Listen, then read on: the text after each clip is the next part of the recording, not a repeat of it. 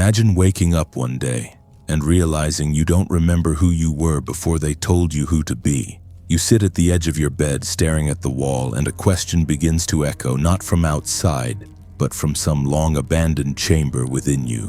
What would I have become if no one had ever graded me? There was a time, wasn't there, when your mind wandered freely, when your questions had no ceiling, when drawing outside the lines wasn't rebellion, it was revelation. You asked why, not to pass an exam, but because the world itself pulsed with mystery. You created stories, imagined creatures, explored ideas with the reckless abandon of someone who didn't yet fear being wrong. But then the bell rang, and it kept ringing, every day like a mechanical heartbeat, announcing the transition from wonder to compliance. A clock replaced your curiosity, a rubric replaced your intuition, a red pen replaced your imagination. Slowly, almost imperceptibly, you were trained not to think but to perform, not to question but to conform. And here's the cruelest paradox: you didn't stop being creative, you were taught to hide it. Because in the quiet tyranny of classrooms, creativity became a risk. It was not on the test. It was not in the textbook. It was not measurable, not predictable, not convenient. It was messy, volatile, uncontrollable, and that made it dangerous. So what did they do with this danger? They sterilized it, packaged it, then graded it. And we all learned the lesson. We learned that ideas are only worth having if they can be monetized. That knowledge is only valuable if it fits into a predetermined slot. That art, unless it's celebrated by institutions, is just a distraction. We became masters of memorization and slaves to measurement. But at what cost? What dreams were abandoned in exchange for diplomas? What instincts were suppressed to fit into the system's neat categories of talented or average? How many potential Da Vinci's, Curies, or Picassos now sit in corporate cubicles haunted by the quiet, persistent ache of what if? And here's the most unsettling thought. What if the education system doesn't just accidentally kill creativity? What if it was designed to, not out of malice but out of fear, not to liberate minds but to manage them? Because a truly creative person is not easily controlled. They question authority. They reinvent rules. They don't follow systems. They dismantle them. And in a world built on productivity and predictability, that kind of mind is a threat. So what if the very foundation of modern education, its structure, its hierarchy, its reward system, is not about awakening potential, but about suppressing it? About replacing curiosity with compliance and originality with obedience? What if we never stopped being creative? We were just never allowed to stay that way. And now, as adults, we walk around carrying wounds we can't name. The fear of being wrong, the need for permission, the voice in our heads asking, will this be good enough? Instead of, what do I want to create? Maybe that's why you haven't written that book, or painted that canvas, or launched that idea. Not because you're not capable, but because somewhere along the line someone taught you to doubt your own mind. But who was that someone? Was it a teacher, a parent, a curriculum? Or was it something deeper, something systemic? This isn't just a personal problem, it's a societal design flaw, a psychological slow bleed, an invisible architecture built to produce efficiency, not originality. So let's ask the question that education rarely dares to ask. Why were we taught what we were taught, and who decided what mattered? In the next section, we will unearth the roots of this design.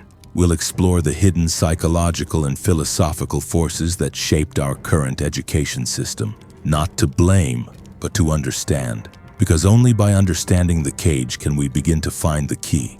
Are you ready to remember what was buried? The hidden problem and its psychological philosophical roots. There is a strange irony in how we use the word education. Its Latin root, educare, means to draw out, to bring forth what is already within. Yet the modern system does the opposite. It inputs, instructs, imposes. It is not a journey inward to awaken buried potential. It is a relentless march outward toward uniformity, standardization, and submission. But why? Why would a system created to develop human beings be so antithetical to the very core of what makes us human, our imagination? To answer that, we must stop looking at schools as isolated buildings and instead begin seeing them as the psychological engines of civilization.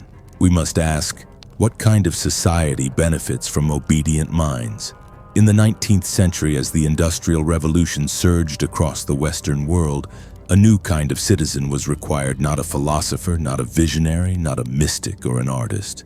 What society needed was a worker, a punctual, predictable, manageable unit in a vast mechanized system. And so education was redesigned not to nurture consciousness, but to manufacture compliance. Factories needed laborers, armies needed soldiers, corporations needed consumers, governments needed law-abiding, tax-paying citizens who didn't ask too many questions. And so began the age of mass schooling, timed periods, standardized testing, bells signaling obedience, and classrooms designed like production lines. It was not education in the classical sense. It was conditioning. Philosopher Michel Foucault called it the disciplinary society, a world where institutions like schools, prisons, and hospitals don't just contain the body, they program the mind. The goal is not freedom, but docility, a kind of silent mental surrender where the individual no longer needs to be forced, because they've already internalized the rules. And this silent surrender begins young. A child draws a blue tree and the teacher says trees aren't blue. A child asks, "Why do we have to learn this?" And the answer is, "Because it will be on the test." A child finishes early and instead of being encouraged to dream further is told, "Sit quietly and wait." Every time that spark is extinguished, a blueprint is laid deeper into the mind. Don't question, don't wander, don't create without permission. Psychologist Abraham Maslow, famous for his hierarchy of needs, warned of this long ago. He wrote, "My feeling is that the concept of education must be centered on the growth of the person, not the stuffing of information." But how can a system promote growth when its roots are steeped in fear? Fear of failure, fear of judgment, fear of being different, which brings us to the deeper psychological wound, the conflation of performance with worth. From a young age, we are taught that our value is tied to numbers, a grade, a percentile, a score. Creativity, raw, unpredictable, non-linear, doesn't fit into neat columns. So it is either sidelined as extracurricular or forced into artificial rubrics that suffocate its wildness. Art is marked, essays are graded, even imagination is assigned a number. And slowly we stop creating for joy. We begin creating for approval.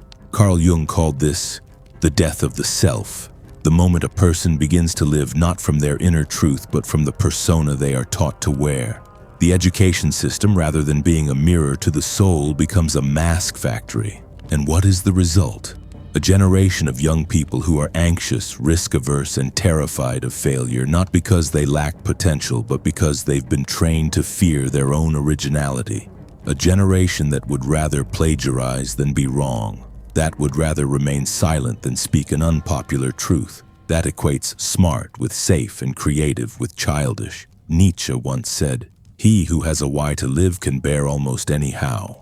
But when your why has been replaced with someone else's version of success, when your passions have been filtered through institutional expectation, you're left with a hollow how and a buried why. This is the hidden problem. We are not taught to think, we are taught to rehearse thinking. Not taught to create, but to replicate. Not taught to find truth, but to memorize answers others have already approved. And the more successful you are in the system, the more deeply programmed you become. Top students often become top employees, but also top prisoners of the same mental grid. They're the best at coloring inside the lines, but have forgotten the sky even exists outside the page. Perhaps that's why Aldous Huxley in Brave New World painted such a terrifying picture of a society where everyone is happy but no one is free. A society where comfort replaces creativity, where stability is bought at the price of the soul. Is that what we've built? A world where the truly creative child must either rebel or be erased? Where innovation is celebrated only after it's been sanitized, monetized, and stripped of its rebellious essence? We are told that education opens doors, but too often it simply locks the ones that matter most. Yet the tragedy is not irreversible. This is not fate, it is design. And what has been designed can be reimagined. In the next section, we will explore the unseen consequences of this educational conditioning. How this hidden architecture of suppression doesn't just affect individuals, but infiltrates entire societies, cultures, and futures. We'll see how it shapes careers, relationships, politics, even spirituality, leaving behind a world of followers where there could have been leaders, and echo chambers where there could have been visionaries. Because once you see the system, you can never unsee it. The unseen consequences. You grow up thinking creativity is a side dish, that it's something extra like art class or theater club or weekend doodles on the edge of a math worksheet. But what if creativity wasn't a luxury? What if it was oxygen? Now imagine millions of people slowly suffocating and not even realizing why. Because when a system conditions you to survive, not to question, it rewires the very circuits of how you think, feel, relate, and choose. The consequences are not visible on report cards or resumes. They're written in the quiet desperation of everyday lives. They're whispered in the voice that says, "I'm not good enough. This isn't for me. I should be realistic." Creativity is not just about art. It is the core of adaptability, the seed of all original thought. When you strip it from a person, you don't just kill a painter or a poet, you kill the potential for rebellion, innovation, emotional depth. You kill the ability to reimagine the world. And that is precisely what's happened. Look around. We live in a world filled with workers, but starved of visionaries. A world flooded with content but dry of meaning. A society obsessed with novelty, but terrified of originality. Children who once saw dragons in the clouds grow into adults who can't see beyond the paycheck. Teens who once asked what if, now settle for what is. And in this slow erosion of the imaginative spirit, a civilization loses something sacred, its ability to dream outside the boundaries of its programming. The modern education system doesn't just dull the mind, it manufactures a certain type of person, someone who's more comfortable answering than asking. Swing someone who values certainty over ambiguity, results over reflection.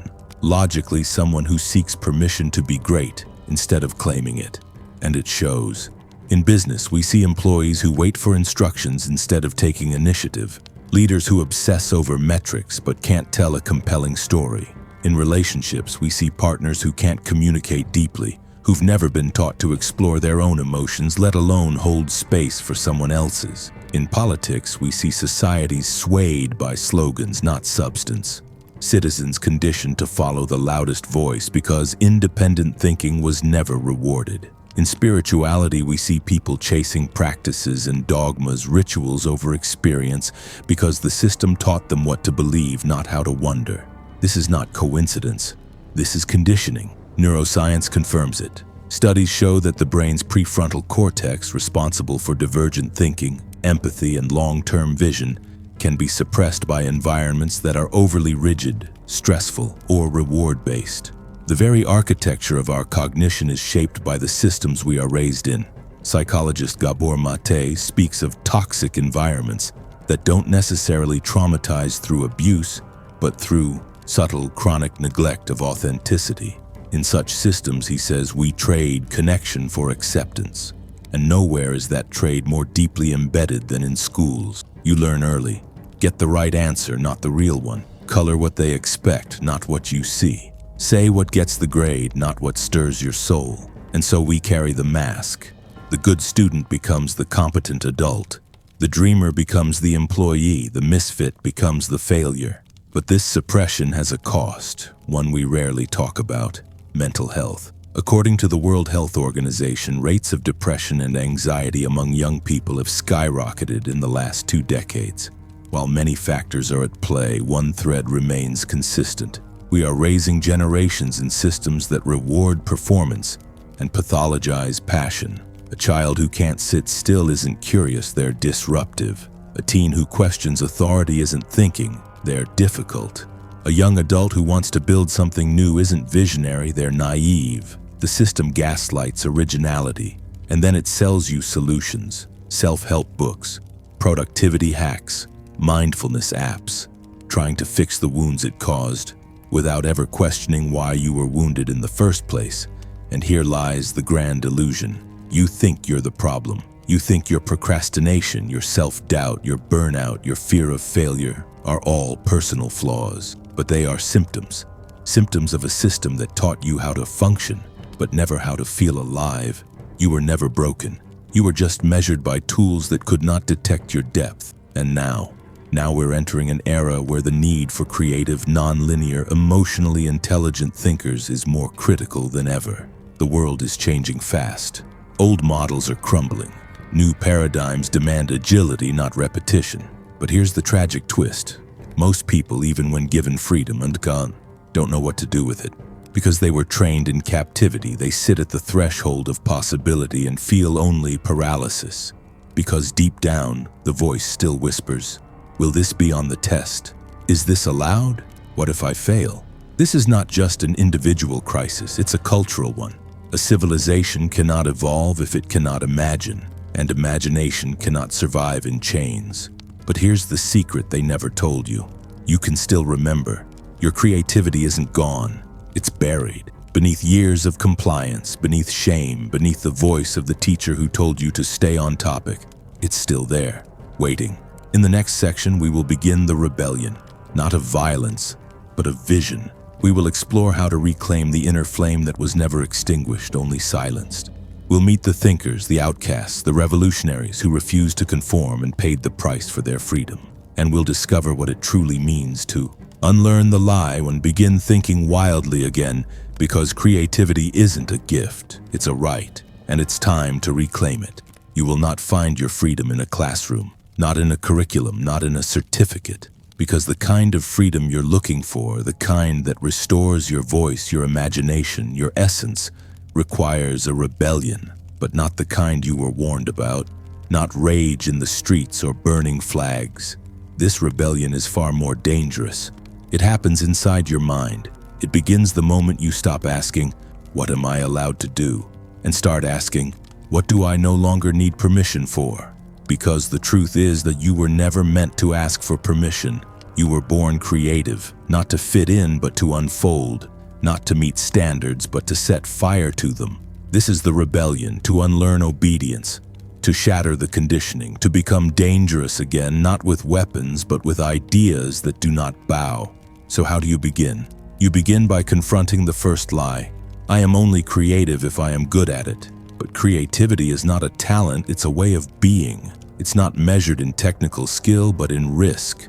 The child who dares to scribble nonsense on a wall is more creative than the adult who paints a perfect replica of someone else's vision. Because the act of creating is the act of trusting yourself again. And trusting yourself is the ultimate rebellion in a world built on control.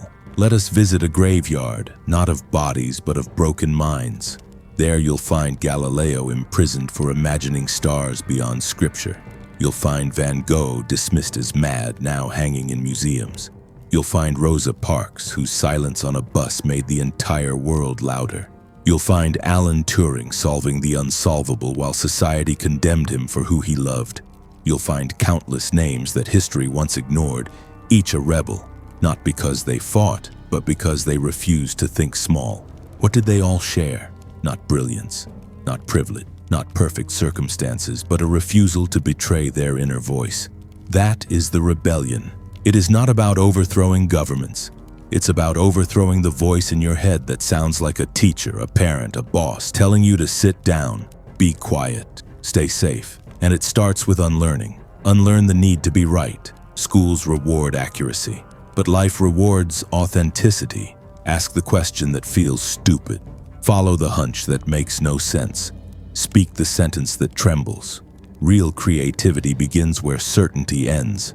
Unlearn the fear of failure. The system trained you to see failure as humiliation, but every artist, inventor, philosopher, and visionary knows failure is not the opposite of success, it is its companion. Try, mess up, try again. That's not weakness, that's rebellion in motion. Unlearn the addiction to approval. The applause of the world is a moving target. If you create for validation, you'll never create anything that matters. Make something because it scares you, because it excites you, because it heals you, not because it's marketable. But rebellion doesn't happen in isolation. It happens in communities of courage. Find others who are tired of fitting in. Create with people who break things, who cry over poems, who build wild, useless things just to feel alive again. Reject the rooms where your soul has to shrink to fit. Walk out of them. Even if they look prestigious, even if they're full of successful people. Remember this: a golden cage is still a cage. So create your own spaces where questions are more important than answers, where difference is sacred, where the rules are always up for debate. Because that's how all revolutions begin, not with declarations, but with whispers. One whisper becomes two, two become a language, and that language becomes a world where creativity doesn't ask for permission, it simply exists. And if you're looking for structure, make your own. You don't need a degree to study philosophy. You don't need a syllabus to write poetry. You don't need a grade to know you've touched the truth. Read what moves you. Write what breaks you open. Draw what haunts your dreams. Build things no one asked for. Start businesses that defy logic. Teach children to be wild thinkers, not polite achievers. You are not rebelling against education. You are rebelling against its mutation, against the system that took something sacred and turned it into standardization. As Krishnamurti once said, it is no measure of health to be well adjusted to a profoundly sick society. Do not adjust. Do not normalize the abnormal. If the system made you feel like you weren't smart, weren't creative, weren't enough, then it is the system that should be questioned. Not you. You are enough. Not in spite of your weirdness, your chaos, your questions, but because of them. This is the rebellion. It has no flag, it wears no uniform. But it burns in the quiet decisions you make each day to live from your soul, not your programming. And when enough of us remember who we were before we were told who to be, we won't need to burn the old system, we'll simply outgrow it. In the final section, we will return to the deepest root of this crisis and the ultimate realization waiting beyond it. A truth so profound it can change not just how you think, but who you are. Because this was never about creativity, it was always about liberation. The ultimate truth, the final, most powerful realization.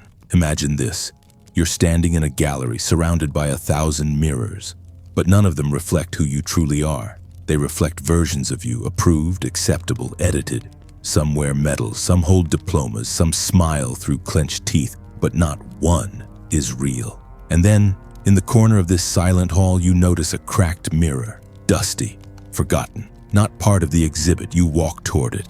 And for the first time in years, you see yourself, unfiltered, raw, glowing, not with perfection, but with possibility. That moment is not a metaphor. It is the truth we've been circling since childhood.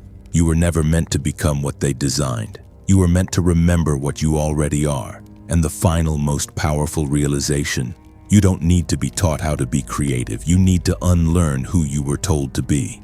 Because education, true education, is not the addition of knowledge. It is the removal of illusion. It is not about accumulating answers. It's about burning away everything that is not you. This is not about school versus no school. This is not about blaming teachers or mocking tradition. It is about awakening from a trance so old we mistook it for truth. We live in a civilization that mistakes information for wisdom, that confuses noise with depth, that measures genius by compliance, not by courage. But the human soul was not designed to follow instruction manual. It was designed to expand, to erupt, to create worlds. Every great breakthrough in human history began with someone who disobeyed a system, someone who refused to believe that the known was the limit, someone who trusted the trembling voice within more than the booming voice above.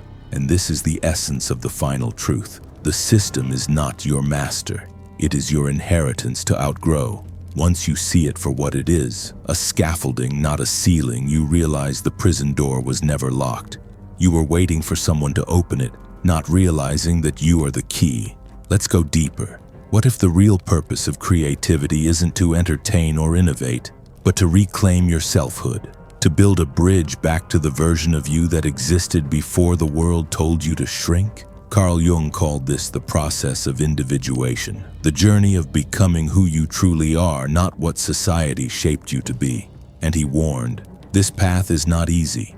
It requires descent, shadow work, the facing of fear, the death of the false self. But he also said the privilege of a lifetime is to become who you truly are.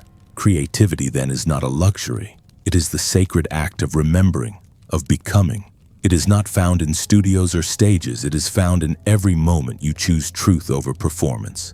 Every time you say, I don't need to be understood, I need to be real. I don't need to be right, I need to be free. And when you awaken, something shifts.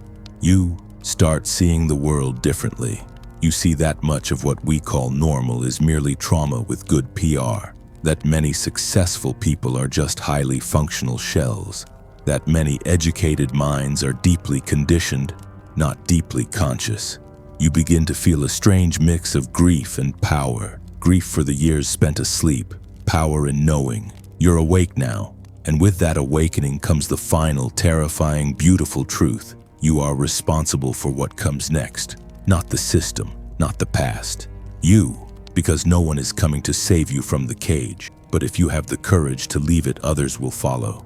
Not because you told them to, but because your life will remind them of what's possible. You will become the cracked mirror, not perfect, not polished, but honest.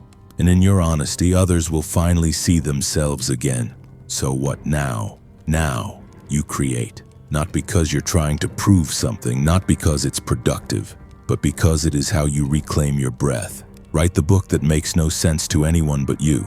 Paint with your fingers if brushes feel too clean. Build things with no market value. Start conversations that have no conclusion. Dream ideas too absurd for polite society. Whisper truths too sacred for the system to contain. Because here's what they never told you. The system is temporary, but your voice is eternal. One day the schools will change, the structures will fall, the systems will evolve, but that is not your task. Your task is to awaken, and then to awaken others, not with lectures, but by becoming what you were told could not exist. A human being who is free. So the next time someone asks for your qualifications, tell them this. I remembered the child who asked questions that didn't fit the worksheet. I remembered the dream that made no sense but never died. I remembered that I am not a product of education. I am the rebellion it tried to silence. And now I create not to escape the system but to transcend it, because I no longer need permission. I never did. Right now there are 2 videos on your screen handpicked just for you. Click to watch them. I'm sure you'll love every second.